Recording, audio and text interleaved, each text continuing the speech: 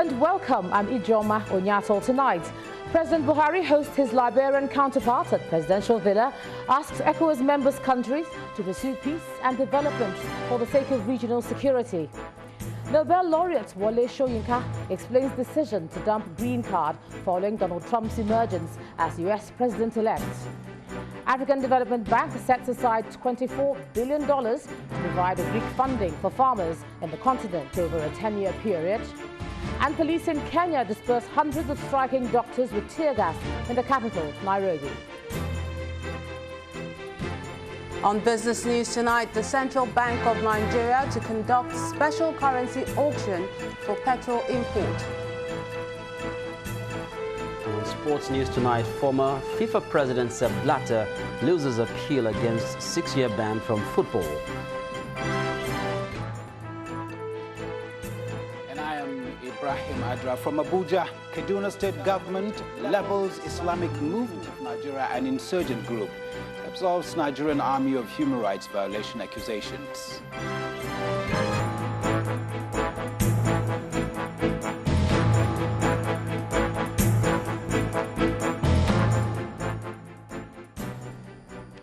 We begin in Abuja, where President Muhammadu Buhari has been speaking on the need for leaders of ECOWAS members countries to pursue peace and the development of the sub-region at all times.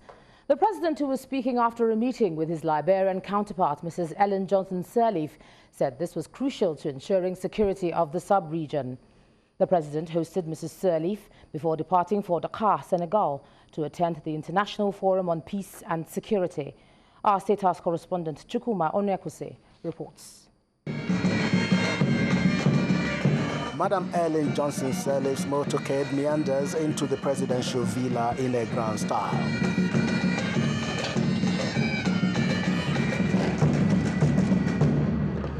She mounts the dais with her host for the national anthem of both countries before stepping down to be introduced to the cabinet members.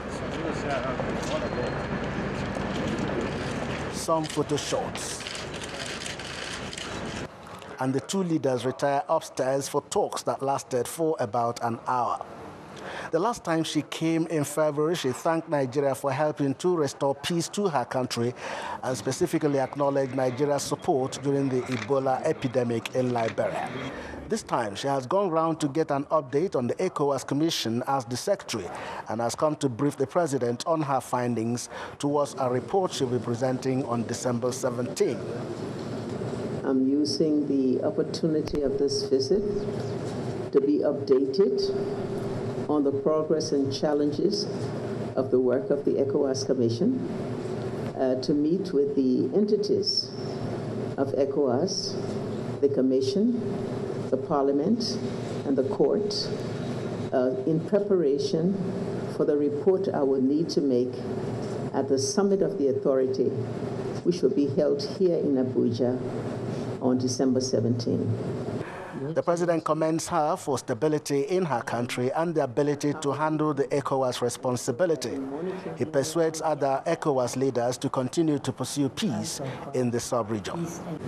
The situation in our sub-region is relatively stable, but there is need for us to continue to persuade our colleagues to show appreciation and the efforts the sub-region is doing to make sure that we pay more attention to security and development. The president heads to Senegal to attend the 3rd Dakar International Forum on Peace and Security in Africa. Beyond the ECOWAS sub-region, the president is carrying the message of peace and development to the AU summit. He believes that development can only strive in a peaceful environment. Chukuma Onyekwuse, Channels Television News. Nobel laureate Professor Wole Soyinka has been explaining his decision to dump his green card following the emergence of Mr. Donald Trump as the US President-elect. Professor Soyinka was addressing a press conference at Freedom Park here in Lagos and described those condemning his action as illiterates, insisting it was purely a personal affair. The foremost playwright had told journalists in South Africa last week that he had made good his vow, adding that he is relocated to Nigeria. Trump is not really my business. And since he's been elected, just let him do his work, and we just watch whether our worst fears will be affected, or we'll say, well, it's possible there are born-again humans all over the place in all religions, and why not in politics? All these possibilities are there. The important thing, what really matters, however, is that the rhetoric that got him there was a rhetoric against the black peoples, and in particular, specifically named against Nigerians. And I respond to it, and that's my business. Even the stock exchange also had its own response to the election. Everything fell down. I'm an economic illiterate. All I know is that things go up and things go down when money is concerned. And the stock exchange went down, despair everywhere. People react in their own different ways. And I don't go and attack them and say, how dare you? If I decide that I want to leave the United States, and I want to leave it in a particular way, that's my business. Not the business of the millipedes of internet, who crawl out at any excuse and leave slime in their trail. I don't know what business, I don't know what the excitation is. I mean, as the saying goes, why do Nigerians tend to wail louder than the bereaved? What is your business? Nobel laureate Professor Wole Soyinka. To politics now, where the Rivers State Governor Nyesom Wike has been defending his allegations of an alleged plot by the police and the Independent National Electoral Commission to rig the forthcoming rerun polls in the state. The governor, who explained that he is not out to incite the public against the police and INEC, said he chose to make his findings known to forestall the breakdown of law and order during the polls. He was speaking earlier today on our program, Sunrise Daily. Our own position is to help INEC to make sure that we have a free and fair election. And therefore, when we raise an allegation, it is for you to investigate seriously and assure those who have raised that allegation, look, we are satisfied, we can convince you that yes, there were some problems or there are no problems, but not for you to say it is not true. Take, for example, in March 19 election, part of the problem was this. Who are the collation officers? Why did they not collect? When they see that PDP has won, they were looking for the collation officer. Nobody to collect results. That was part of the problem. You can't find the collation officers. Where were they? Now, and we said, look, we will assist you if we see anything that will lead to violence. It is for us to point it out. Each time you hear next say, it's not correct. I have written to the IG severally for, say, I've written more than 5 letters to the IG. More than 5? Of course. I have not even bothered one day to say, Excellency, I received your letter, I'll be looking to read. Not one. 5 letters? As I speak to you, not less than 5 letters. What does that tell you? What's called incitement? Define incitement. That I said, see what police is doing. That has become incitement. See what INEC is doing. That has become incitement. If I said it's for you to come out to say, listen, we have listened to a complaint, we have seen what you are talking about, but we can tell you this is not true. We want to investigate it. But you don't say anything. The Rivers State Governor there, Nyesom Wike. The federal government has announced plans to step up its policies towards the provision of incentives to owners of agro-allied industries to boost food production in the country. Speaking at the opening of the African Economic Conference organized by the African Development Bank and the United Nations Development Programme in Abuja, the Vice President, Professor Yemi Oshibajo, says the initiative will improve income for farmers, create jobs, and improve earnings from the agriculture sector. He also says the federal government plans to address finance and infrastructure gaps experienced by farmers. Arable land, rich human and natural resources.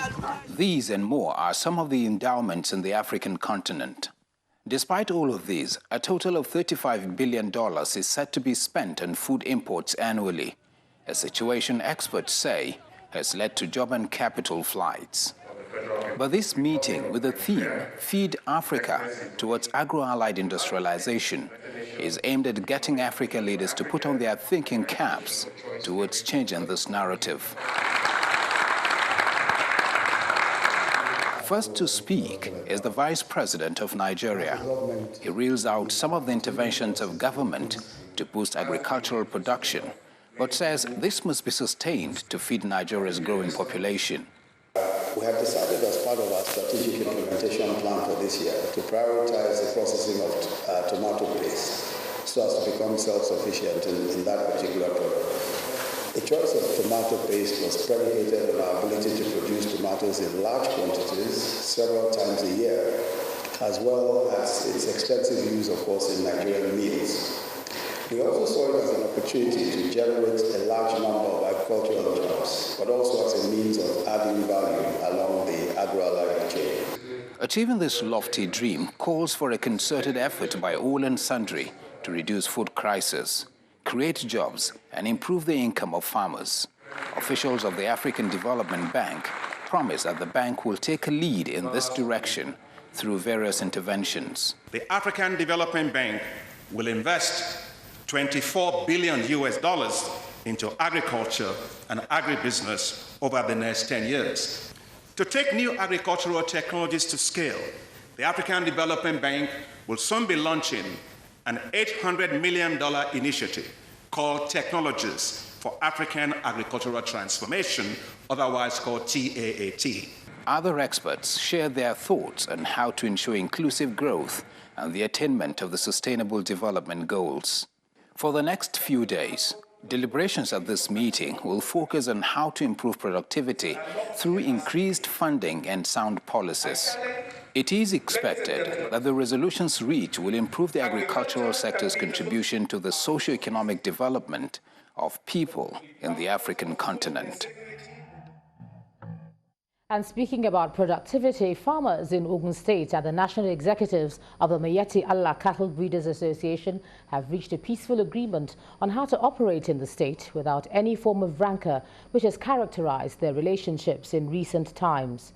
This agreement was reached at a meeting held in Abeokuta, the Ogun State capital, and witnessed by representatives of the state government and security agents. In recent times, the relationship between cattle breeders and their host communities has been characterized by hostilities, which has resulted in many deaths and the loss of property worth millions of naira. This forum, attended by farmers and the national executive members of the Miyetti Allah, however, is being held to promote a renewed peace and cordiality in the communities. The state cannot do without the Fulanis. Today, if you get to Abeokuta, party everywhere. Who provided the meat? It is the Fulanis who are rearing the cattle that we use for this party. We cannot eat rice alone unless there is meat there. So we must live together, but we must live in peace without disturbing each other. As a further step towards ensuring the much-needed peace, the Ogun State government, represented by a director in the State Ministry of Agriculture, announced some of the measures being put in place by the state government. In a bid to solve the issue of cattle menace and cattle rustling, the governor has approved the renovation of one animal disease control post, construction of 5 additional animal disease control posts, and construction of 5 quarantine stations at every entry point into the state. That is just to show that the governor is interested in those issues. Speaking with journalists at the end of the meeting, the national president of Miyetti Allah Cattle Breeders restated the determination of the association towards promoting peace among its members and their host communities. A Miyetti Allah label Fulani leaders, We don't want any problem between us and Yoruba communities because we are together with the Yoruba communities all along. Now we don't allow any criminals activities enter inside this crisis. We just come here to sit with the farmers, with the government, with the security to avoid any criminality in this issue. Beyond the words, concrete actions must follow to reduce the friction between the breeders and members of the host communities.